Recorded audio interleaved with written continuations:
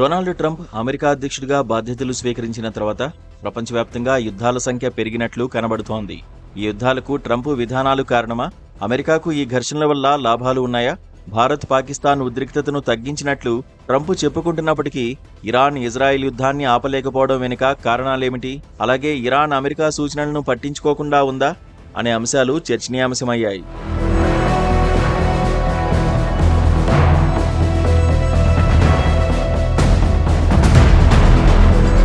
Trump అధ్యక్షుడిగా ప్రమాణ స్వీకారం చేసినప్పటి నుంచి ప్రపంచవ్యాప్తంగా రాజకీయ ఉద్రిక్తతలు, సైనిక ఘర్షణలు పెరిగినట్లు కనిపిస్తున్నాయి. ఇజ్రాయెల్ ఇరాన్ మధ్య ఘర్షణలు 2024 ఏప్రిల్లో సిరియాలోని ఇరాన్ రాయబార కార్యాలయంపై ఇజ్రాయెల్ దాడితో తీవ్రమయ్యాయి. ఈ దాడిలో ఇరాన్ రెవల్యూషనరీ గార్డ్స్ అధికారులు మరణించారు. అలాగే రష్యా ఉక్రెయిన్ యుద్ధం, ఇజ్రాయెల్ హమాస్ ఘర్షణలు కొనసాగుతున్నాయి. ట్రంప్ విధానాలు, ముఖ్యంగా ఇరాన్తో 2015 న్యూక్లియర్ ఒప్పందం నుంచి వైదొలగడం, ఇజ్రాయెల్కు బేషరతు మద్దతివ్వడం వంటివి ఈ ఘర్షణలకు కొంతమేర కారణమని విమర్శకులు ఆరోపిస్తున్నారు. అయితే ట్రంప్ తన విధానాలు శాంతిని ప్రోత్సహిస్తాయని, గతంలో భారత్ పాకిస్తాన్ ఉద్రిక్తతలను తగ్గించినట్లు తానే సఫలీకృతమయ్యానని పేర్కొన్నారు. ట్రంప్ యుద్ధాల వెనుక ఉన్నారా అంటే లేదు. ట్రంప్ నేరుగా యుద్ధాలను ప్రారంభించినట్లు ఆధారాలు లేనప్పటికీ ఆయన విదేశాంగ విధానాలు కొన్ని ఘర్షణలను తీవ్రతరం చేసినట్లు కనిపిస్తోంది.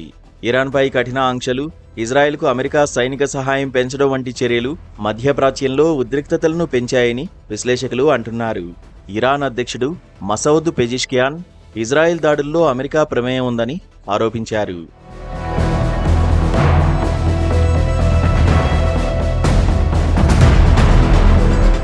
ఈ యుద్ధాల వల్ల అమెరికాకు సైనిక, ఆర్థిక లాభాలు సాధారణంగా చర్చనీయాంశంగా ఉంటాయి.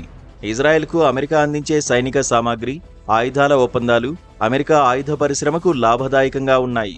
అయితే ట్రంప్ అధ్యక్షతలో అమెరికా ఆర్థిక వ్యవస్థ కొన్ని సవాళ్లను ఎదుర్కొందని, ముఖ్యంగా చైనాతో వాణిజ్య యుద్ధం, సుంకాల విధానాల వల్ల ఆర్థిక కష్టాలు పెరిగాయని నివేదికలు సూచిస్తున్నాయి.